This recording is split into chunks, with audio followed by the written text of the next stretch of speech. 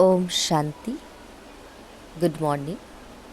14 फरवरी 2025 की मुरली सार है। मीठे बच्चे, तुम्हें श्रीमत मिलती है कि आत्म अभिमानी बन बाप को याद करो। किसी भी बात में तुम्हें आर्ग्यू नहीं करना है। मीठे बच्चे, तुम्हें श्रीमत मिलती है कि आत्म अभिमानी बन बाप को याद करो। किसी भी बात में तुम्हें आर्ग्यू नहीं करना है।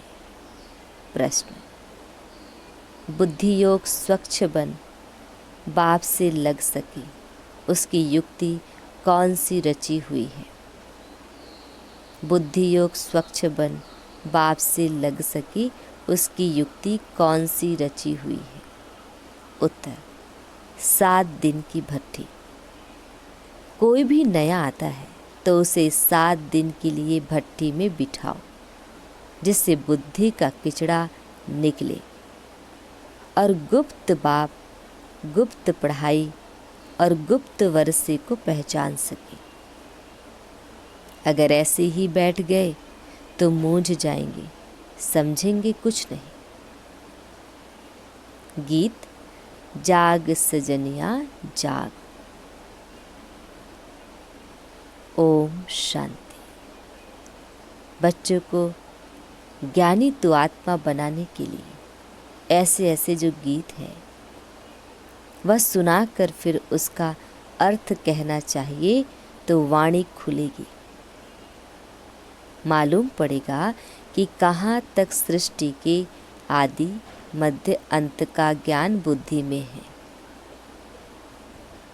तो बच्चों की बुद्धि में तो ऊपर से लेकर मूल वतन, सूक्ष्म वतन, स्थूल वतन की आदि मध्य अंत का सारा राज जैसे कि चमकता है। बाप के पास भी यह ज्ञान है जो तुमको सुनाते हैं। यह है बिल्कुल नया ज्ञान। बल शास्त्र आदि में नाम है, परंतु वह नाम लेने से अटक पड़ेंगे, डिबेट करने लग पड़ेंगे। यहाँ तो बिल्कुल सिंपल रीति समझाते हैं। भगवान नुवाच, मुझे याद करो, मैं ही पतित पावन हूँ। कभी भी श्री कृष्ण को व ब्रह्मा, विष्णु, शंकर आदि को पतित पावन नहीं कहेंगे। सूक्ष्म वतन वासियों को भी तुम पतित पावन नहीं कहते हो, तो स्थूल वतन के मनुष्य पतित पावन कैसे हो सकते? यह ज्ञान भी तुम्हारी बुद्धि में ही है। शास्त्रों के बारे में जास्ती आर्ग्यू करना अच्छा नहीं है। बहुत वाद विवाद हो जाता है। एक दो को लाठियां भी मारने लग पड़ते हैं। तुमको तो बहुत सहज समझाया जाता है। शास्त्रों की बातों में टू मच नहीं जाना है। मूल बात है ही आत्म अभिमानी बनने की। अपने को आत्मा समझना है और बाप को याद करना है। यह श्रीमत है मुख्य, बाकी है डिटेल। बीज कितना छोटा है, बाकी झाड़ का विस्तार है। जैसे बीज में सारा ज्ञान समाया हुआ है, वैसे यह सारा ज्ञान भी बीज में समाया हुआ है। तुम्हारी बुद्धि में बीज और झाड़ आ गया है। जिस प्रकार तुम जानते हो और कोई समझ ना सके। झाड़ की आयु ही लंबी लिख दी है। बाप बैठ बीज और झाड़ व ड्रामा चक्र का राज समझाते हैं। तुम हो स्वदर्शन चक्रधारी। कोई नया आए, बाबा महिमा करे कि स्वदर्शन चक्रधारी बच्चों, तो कोई समझ ना सके। वह तो अपने को बच्चे ही नहीं समझते हैं। यह बाप भी गुप्त है तो नॉलेज भी गुप्त है, वर्षा भी गुप्त है। नया कोई भी सुनकर मूंझ पड़ेंगे, इसलिए 7 दिन की भट्ठी में बिठाया जाता है। यह जो 7 रोज भागवत व रामायण आदि रखते हैं, वास्तव में यह इस समय 7 दिन के लिए भट्ठी में रखा जाता है, तो बुद्धि में जो भी सारा किचड़ा है वह निकाले और बाप से बुद्धि योग लग जाए। यह सब है रोगी। सतयुग में यह रोग होते नहीं। यह आधा कल्प का रोग है। 5 विकारों का रोग बड़ा भारी है। वहाँ तो देही अभिमानी रहते हैं। जानते हो, हम आत्मा एक शरीर छोड़ दूसरा लेती है, पहले से साक्षात्कार हो जाता है। अकाले मृत्यु कभी होता नहीं।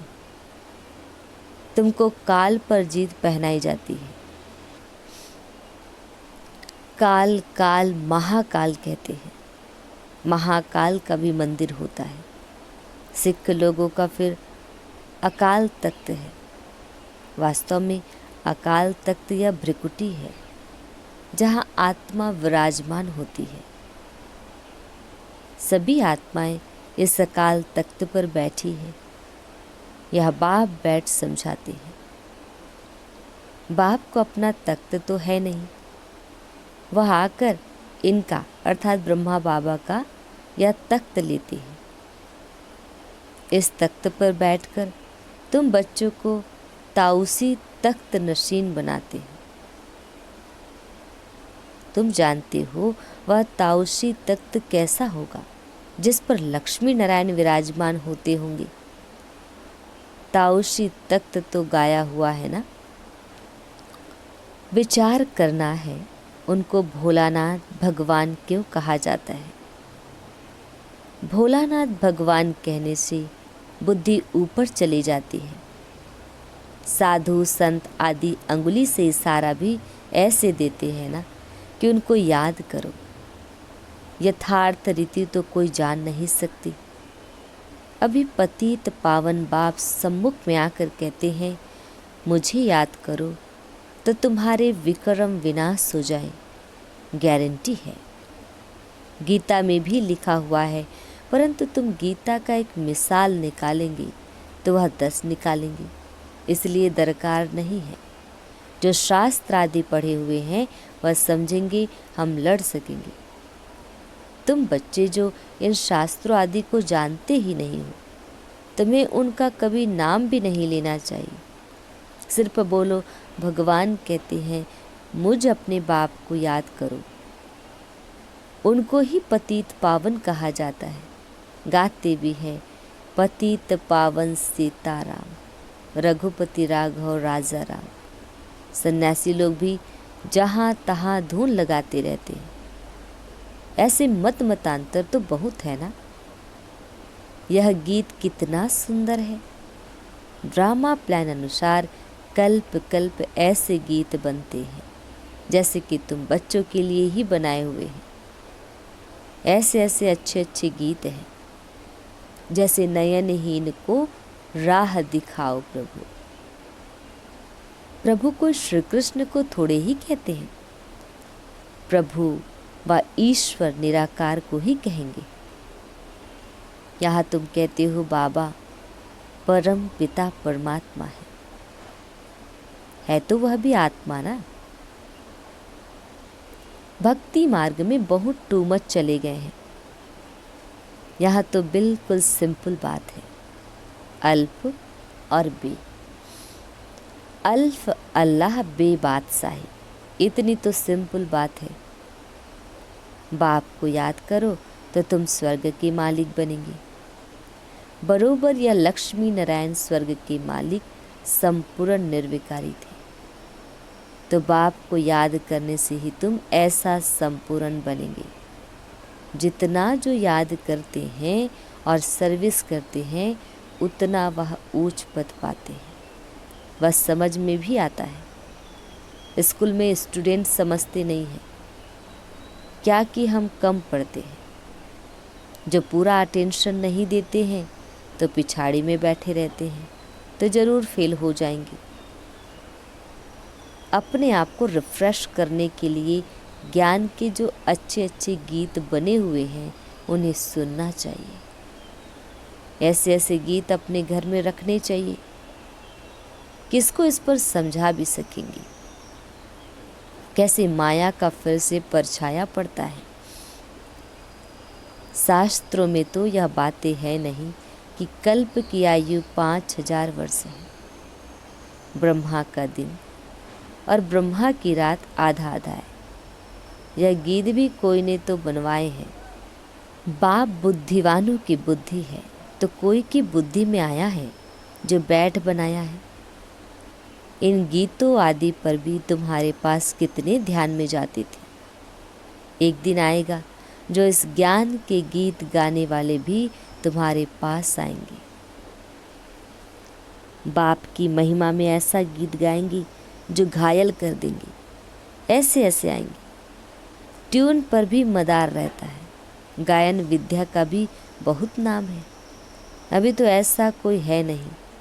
सिर्फ एक गीत बनाया था, कितना मीठा कितना प्यारा। बाप बहुत ही मीठा बहुत ही प्यारा है। तब तो सब उनको याद करते हैं।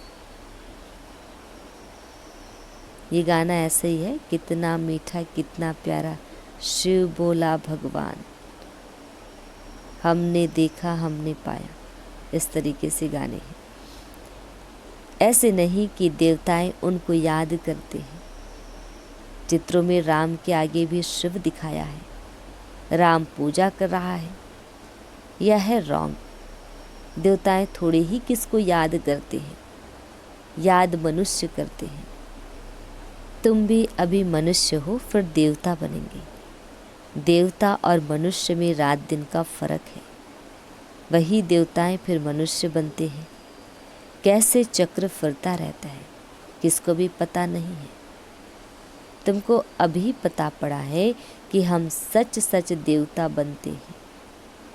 अभी हम ब्राह्मण हैं, नई दुनिया में देवता कहलाएंगे। अभी तुम वंडर खाते हो। या ब्रह्मा खुद ही जो इस जन्म में पहले पुजारी था, श्री नारायण की महिमा गाते थे। नारायण से बड़ा प्रेम था। अब वंडर लगता है हम सो बन रहे हैं, तो कितना खुशी का पारा चढ़ना चाहिए। तुम हो अननोन वॉरियर्स, नॉन वायोलेंस। सचमुच तुम डबल अहिंसक हो। न काम कटारी न वह लड़ाई। काम अलग है, क्रोध अलग चीज है। तो तुम हो डबल अहिंसक, नॉन वायोलेंस सेना। सेना अक्षरशः उन्होंने फिर सेनाएं खड़ी कर दी हैं। महाभारत लड़ाई में मेल्स के नाम दिखाए हैं, फीमेल्स नहीं हैं। वास्तव में तुम हो शिव शक्तियाँ। मेजॉरिटी तुम्हारी होने कारण शिव शक्ति सेना कहा जाता है। यह बातें बाप ही बैठ समझाते हैं। अभी तुम बच्चे नवयुग को याद करते हो। दुनिया में कोई को भी नवयुग का मालूम नहीं है। वह तो समझते हैं नवयुग 40,000 वर्ष बाद आएगा। सतयुग नवयुग है। यह तो बड़ा क्लियर है। तो बाबा राय देते हैं ऐसे ऐसे अच्छे गीत भी सुनकर रिफ्रेश होंगे और किसको समझाएंगे भी। यह सब युक्तियाँ हैं। इनका अर्थ भी सिर्फ तुम ही समझ सकते हो।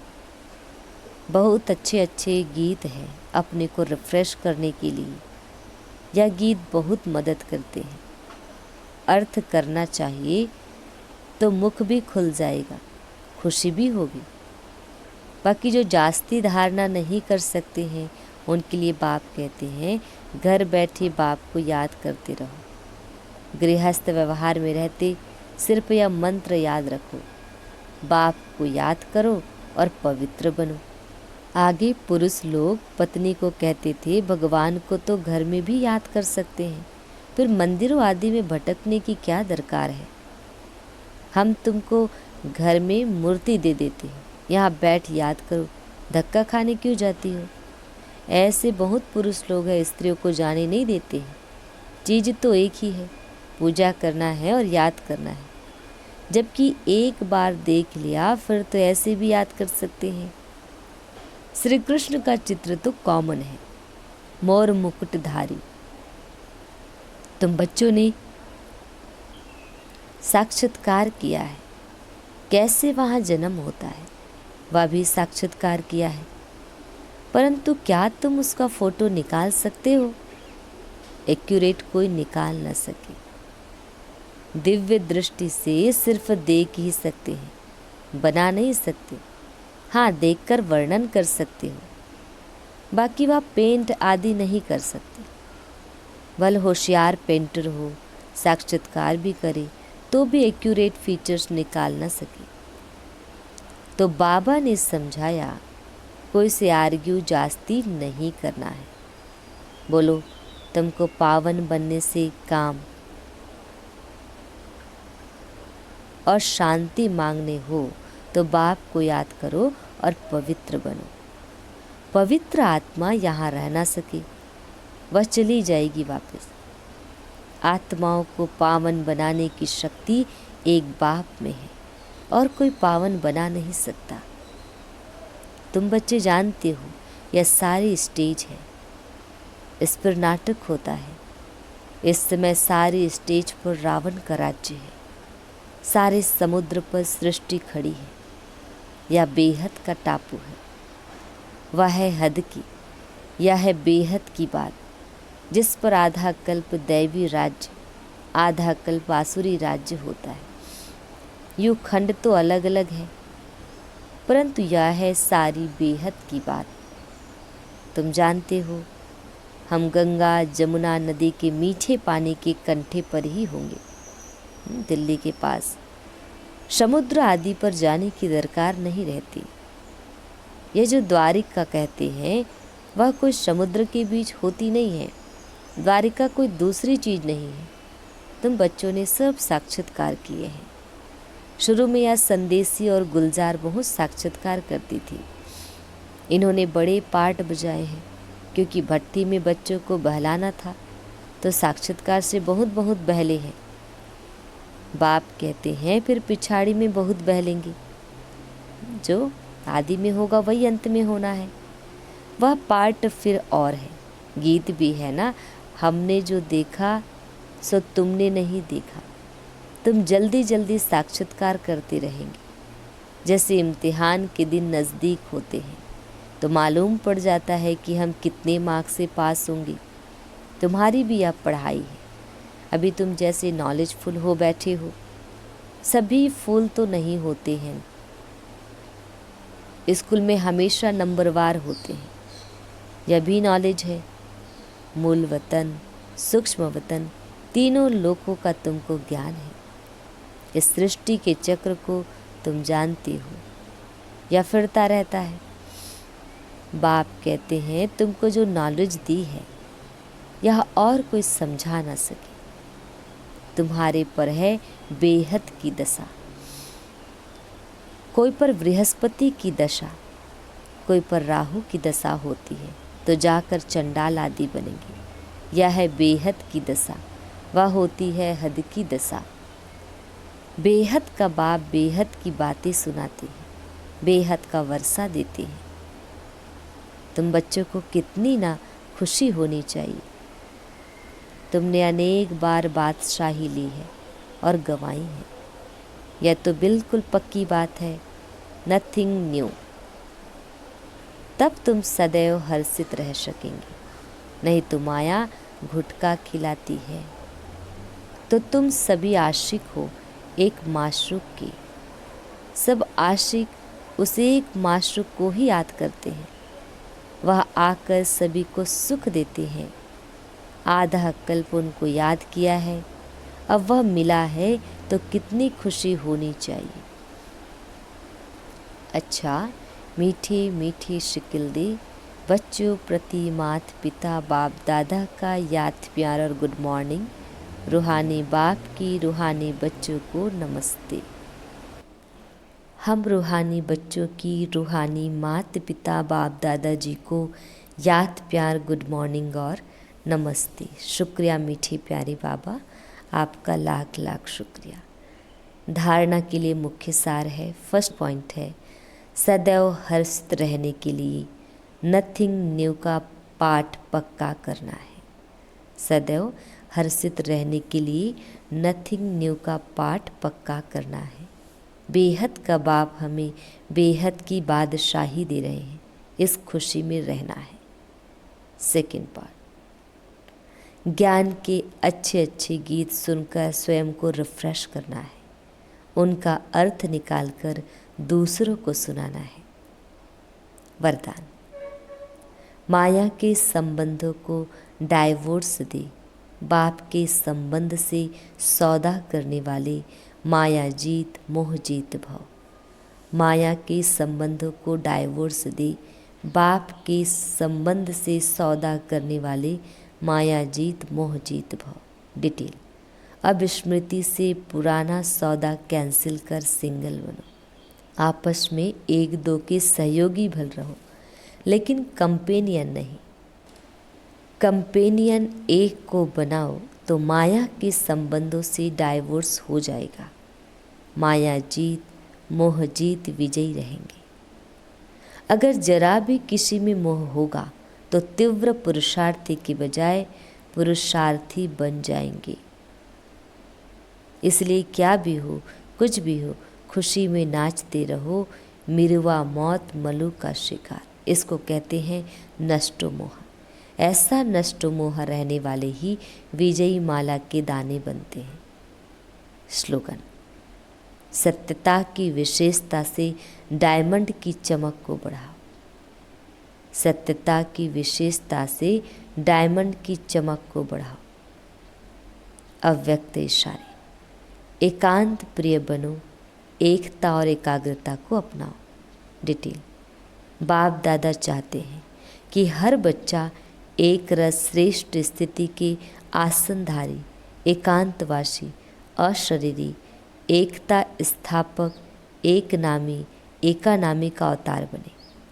एक दो के विचारों को समझ सम्मान दे, एक दो को इशारा दे।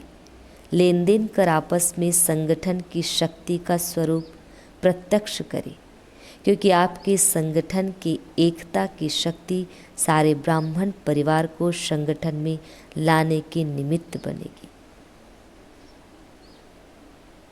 ओम शांति।